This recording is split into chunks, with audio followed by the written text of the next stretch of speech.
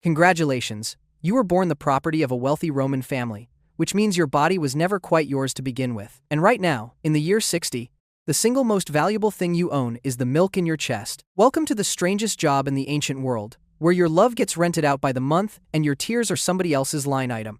Born into the house. Let's start with the worst possible news. You are a verna. That's the Roman word for a slave born inside the household, and yes, it matters which kind of slave you are. Romans actually preferred homegrown slaves like you to the ones they bought off a wooden platform at the market, because they figured a verna would be loyal, trained early, and emotionally attached to the family that owns her. Flattering. In the way that being someone's favorite spoon is flattering. You grew up in the back rooms of a townhouse on one of Rome's 7 hills, sleeping near the kitchen, learning to fold linen and stay invisible. Slaves were everywhere in this city. By some estimates, a third of the people living in Rome were enslaved, which means roughly 1 in 3 faces you passed on the street legally belonged to someone else. You were just one more. Then, in your early 20s, your body did the one thing that made you suddenly enormously useful. You had a baby. And the moment you started producing milk, your owner's eyes lit up with the warm glow of a man who has just discovered a renewable resource sitting in his own pantry. You were no longer the girl who folds the linen. You were a nutrix now, a wet nurse, and the most profitable part of you was about to be put to work. Your baby goes first. Here is the part nobody warns you about. The part that turns this whole story dark before it even gets going. The mistress of the house has just given birth too. Roman noblewomen of this era almost never breastfed their own children. It was considered old-fashioned, exhausting, and frankly beneath a lady of standing. Why ruin your figure and chain yourself to a crib when you own a perfectly good woman who can do it for you? So the master's newborn needs milk, and you have milk, and there is exactly one supply, which means your baby is now a problem. The contracts and the customs of the time demanded that a wet nurse feed one child and one child only, because splitting your milk between 2 infants was seen as cheating the important one. The important one, of course, is not yours. So your own child gets handed off to a cheaper nurse, or sent to the countryside, or, in the grimmest cases, simply allowed to fade away because keeping it alive was an expense your owner had no reason to pay. You are about to spend the next 2 years pouring all your warmth, your nights, your body, and your patience into a baby with a noble name. And the baby who actually came out of you may never get any of it. That is the deal. Nobody asked you to agree to it. Sometimes the arrangement got even stranger. A slave baby born in the house, another little verna, might be raised right alongside the master's child, sharing the very same nurse, the very same milk, the very same lap. 2 infants, one of them a future heir and one of them future property, suckling side by side and utterly unable to tell the difference. They'd grow up together, and only later would one of them learn he could legally sell the other. If you needed a single image for how Rome tangled love and ownership into the same knot, that's it. And you're the woman holding both babies. The milk column. If your owner didn't already have you on hand, he might have gone shopping. And there was one very specific place in Rome to do it. Down in the Forum Holatorium, the city's bustling vegetable and produce market, stood a landmark called the Columna Lactaria, the milk column. The Roman scholar Festus tells us it got that name because people brought babies there to be fed with milk. It was a hiring spot for wet nurses, basically a labor exchange, where a woman in your position could be looked over, prodded, and rented out by the month. Livestock with a slightly better resume. But the milk column had a second, much sadder function. It was also where desperate parents abandoned newborns they couldn't keep. You'd leave the baby at the column and hope that somebody, anybody, would feel a flicker of pity, pick it up, and raise it. Spoiler for those babies, the person who picked them up usually wasn't a kindly grandmother. It was often a slave dealer, because an abandoned infant raised in your house becomes a free slave you didn't have to buy. And here's the dark joke the Romans built right into the neighborhood. Standing nearby was the Temple of Pietas, decorated with a famous image known as Roman Charity. It showed a grown woman secretly breastfeeding her starving, imprisoned father to keep him alive, held up as the ultimate picture of devotion and family loyalty. So you had a monument celebrating a woman's breast as the height of sacred duty, looming right next to a column where real infants were left to be claimed by dealers.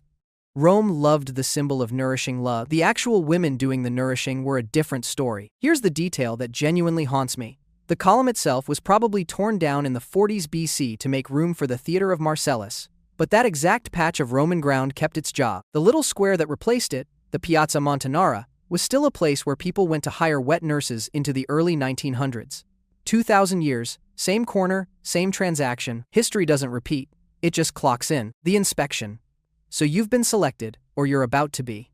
Time for the most humiliating job interview ever recorded, courtesy of a Greek doctor named Cyrannus of Ephesus. Cyrannus practiced medicine in Rome around the year 100, and wrote a 23-chapter manual on women's health and infant feeding that doctors would quote for the next millennium and a half. He had very firm opinions about what a good wet nurse should be. You should be between 20 and 40 years old. You should have already given birth 2 or 3 times. You should be of large frame and good color, with breasts that are medium-sized, soft, and unwrinkled. And above all, you should be self-controlled, meaning sober, calm, not superstitious, and not prone to anger. Why the personality test? Because Romans believed your character leaked directly into your milk.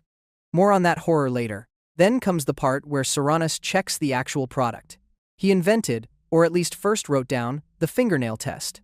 You squeeze out a drop of your milk onto a fingernail and tilt it. If the milk runs straight off, it's too watery and worthless. If it sits there in a stubborn lump, it's too thick. Good milk holds a gentle little dome and slides slowly. A coral-colored bead with just the right body. That's the gold standard. You, a grown woman and a mother, are now being graded for quality the way a merchant grades a wheel of cheese. And get this, that fingernail test was so trusted that European doctors were still describing it in the year 1827. A physician in Vienna was checking milk the exact same way you're being checked right now, 17 centuries later.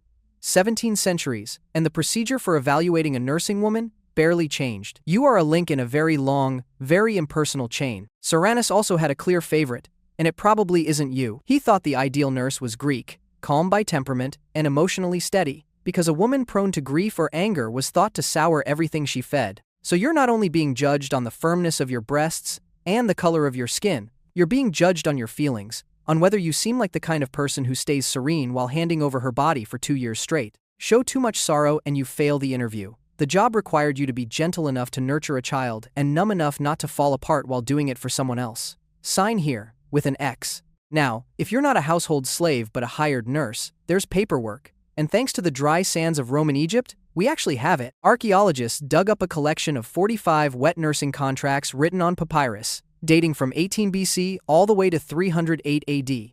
These aren't legends or moralizing essays, they're receipts, real women, real babies, real terms. And they are brutally specific. Take 2 of them, both written in Alexandria in 13 BC. In the first, a man named Marcus Aemilius hires a woman called Theodote to nurse a baby girl for 18 months. The baby is a slave, a foundling he picked up, and he's literally named her Tyche, which means luck.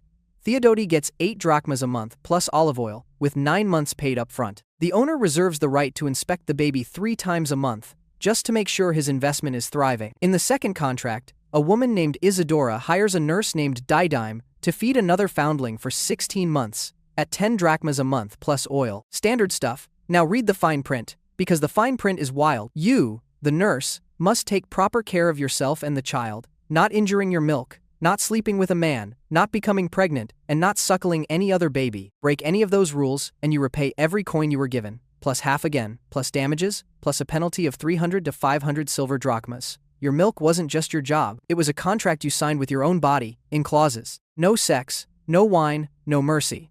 Let's sit with those rules. Because they tell you everything about how Romans saw you. No sex for the length of the contract. That's potentially 2 years of mandated celibacy, enforced by lawyers. Why? Because Greek and Roman medicine was absolutely convinced that intercourse spoiled a woman's milk, and that getting pregnant again would steal nourishment from the baby you were hired to feed. So your romantic life was now a clause in a business agreement, and breaking it cost a fortune you didn't have. No wine either. Serranus and later doctors like Oribasius insisted on it, partly because they thought drunkenness seeped into the milk, and partly for a reason that is genuinely upsetting. They worried a tipsy nurse might sleep too heavily and roll over onto the infant in the night, smothering it. Co-sleeping was normal, and so, apparently, was the fear of crushing the baby you were paid to keep alive. And the doctors weren't done managing your body. Oribasius thought a wet nurse should stay physically busy to keep her milk healthy, so he prescribed labor, grinding grain, weaving cloth, walking for miles. You're feeding a child around the clock, and you're also expected to work the loom and the grindstone with everyone else, because heaven forbid the milk machine sit idle. Rest was not on the menu. Neither, frankly, was anything resembling a choice, a day in the milk. So what does an actual day look like? It looks like never being off the clock. You wake before dawn because the baby woke you, again, for the 3rd time. You feed it, then you swaddle it, which means wrapping it tight in long strips of cloth from shoulder to toe, because Romans believed a baby's soft limbs would grow crooked unless they were bound dead straight into a snug little bundle. You bathe it, you rock it, you watch it, and the moment it stirs, you do the whole thing over again. There's no formula to fall back on. No bottle a husband can warm at 2 in the morning. There is only you and the supply you carry in your own body. At night, the baby sleeps right beside you, close enough to feed without anyone having to fully wake, which is exactly why the no wine rule existed. A heavy sleeper might roll the wrong way, and a Roman household carried a real specific dread of the nurse, who smothered the infant in the dark. So even your sleep is supervised in spirit. Even your unconscious hours belong to the job. And somewhere in the middle of all this drudgery, against every bit of good sense, something starts to happen. The baby learns your face first. It calms at your voice before anyone else's. You begin, slowly, to feel the exact thing you absolutely should not let yourself feel. You start to love it. That, far more than the milk, is what the entire system is quietly counting on. Milk is destiny. Here's the belief sitting underneath this entire industry. And once you understand it, the whole thing gets so much creepier.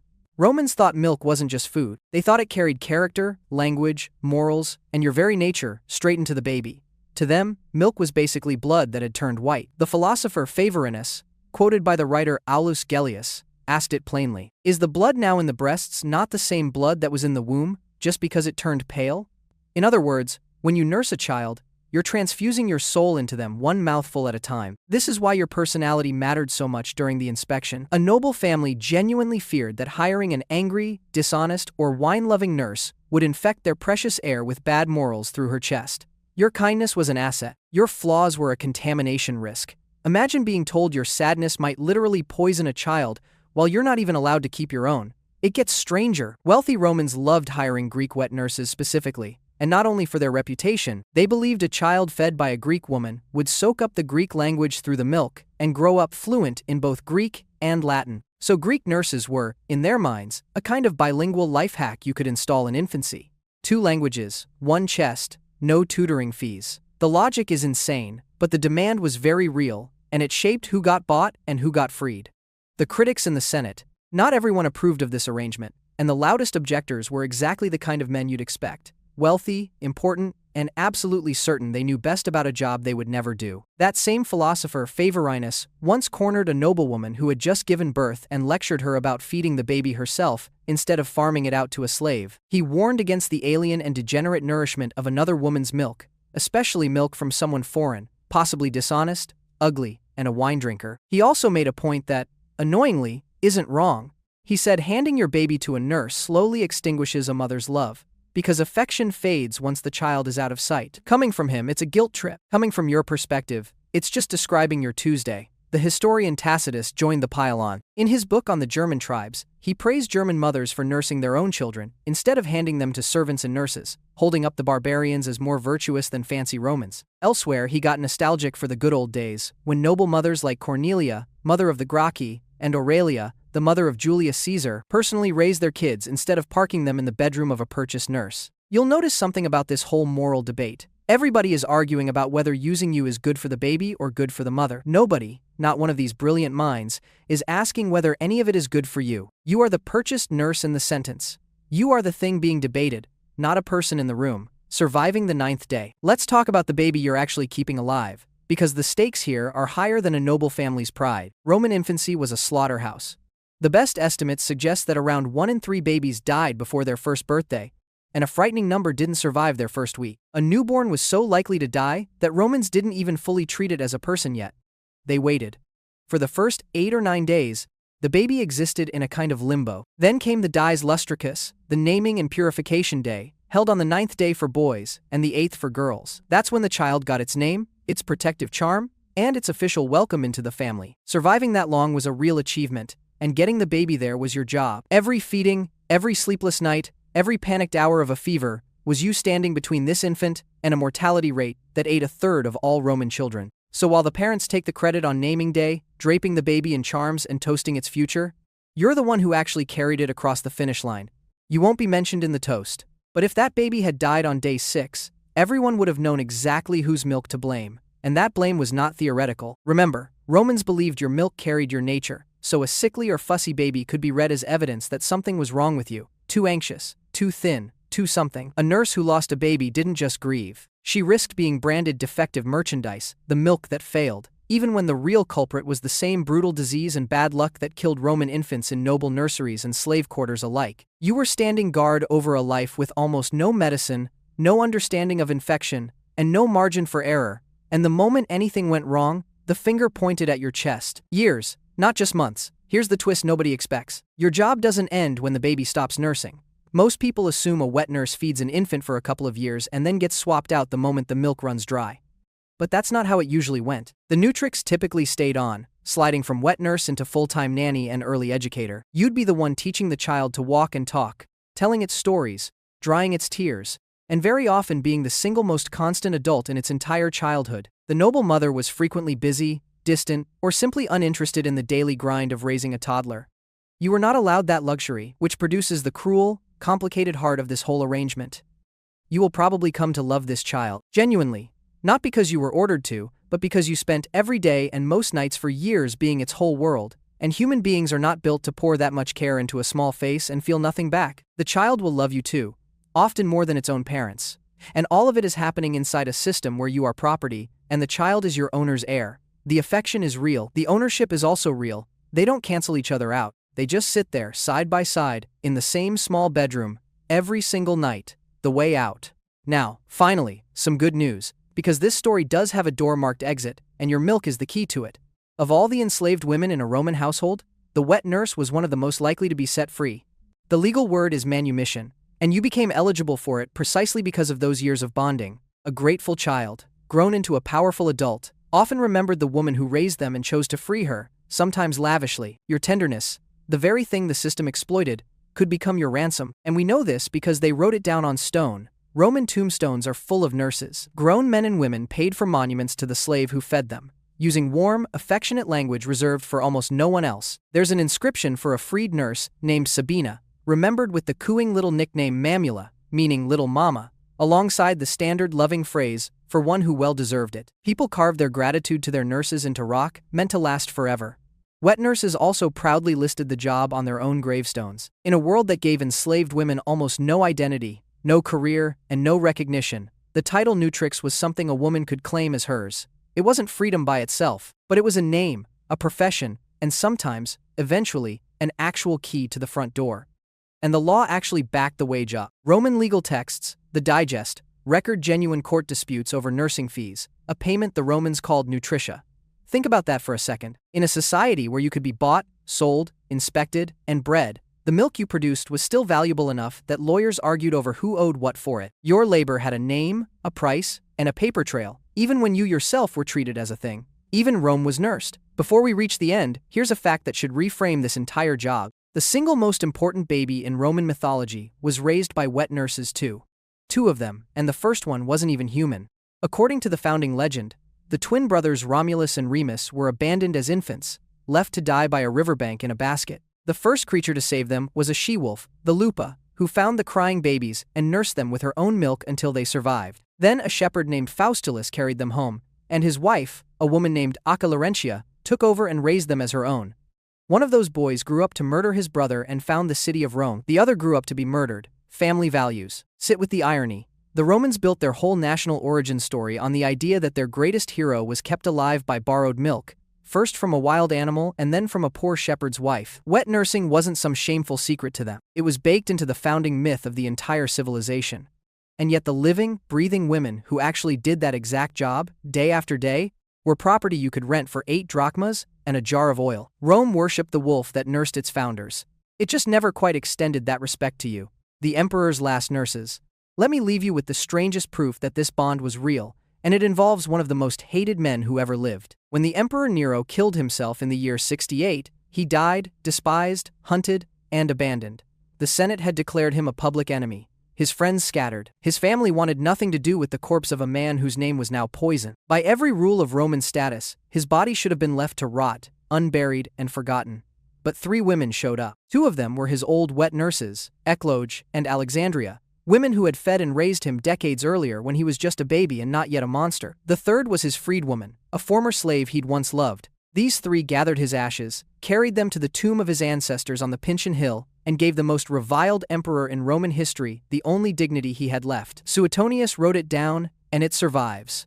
Think about what that means for you. You are property. You are a line in a contract, a chest measured by a doctor, a personality screened for the safety of someone else's child. But the women who fed Rome's emperors were sometimes the last loyal souls those emperors had on earth. So here's where your strange life lands. You will give your milk, your years, and quite possibly your own baby to a family that legally owns you. And one day, when everyone who was supposed to love that child has run for the hills, you might be the only one still standing at the grave. That was the job. Nobody ever said it would be small.